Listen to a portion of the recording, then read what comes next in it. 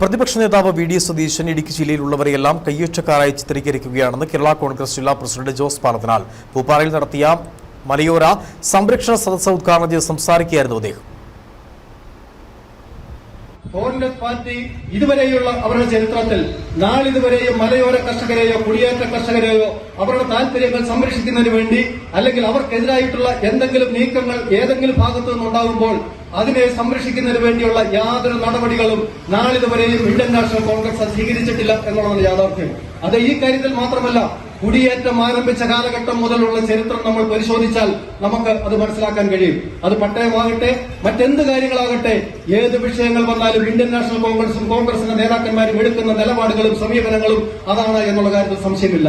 നമ്മളെല്ലാവരും കയ്യേറ്റക്കാരാണ് എന്നാണല്ലോ ഇവിടെ കോൺഗ്രസിന്റെ നേതാക്കന്മാര് അവസാനം ഞാൻ സൂചിപ്പിച്ചതുപോലെ പ്രതിപക്ഷ നേതാവ് 2 ദിവസം മുമ്പ് കേരള നിയമസഭയിൽ പറഞ്ഞതും ഇടുക്കിയിലുള്ളവരെല്ലാം കയ്യേറ്റക്കാരാണ് എന്നുള്ള നിലയിലാണല്ലോ അദ്ദേഹം സംസാരിക്കുന്നത്.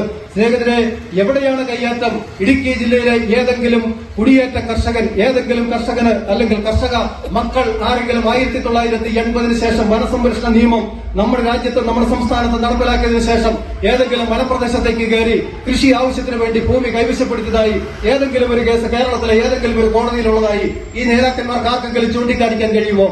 ഏതെങ്കിലും ഭൂമാഫിയ എവിടെയെങ്കിലും വ്യാജ പട്ടയം സമ്പാദിച്ച് കെട്ടിടം നിർമ്മിച്ചിട്ടുണ്ടെങ്കിൽ അതിന്റെ എല്ലാം ഉത്തരവാദിത്വം ഇടുക്കി ജില്ലയിലെ കുടിയേറ്റ കർഷകരുടെ നെഞ്ചിൽ കെട്ടിവെക്കുവാൻ വേണ്ടിയുള്ള ശ്രമങ്ങൾ ഇനിയെങ്കിലും നിങ്ങൾ തിരിച്ചറിയണം എന്നാണ് എനിക്ക് സൂചിപ്പിക്കാനുള്ളത്.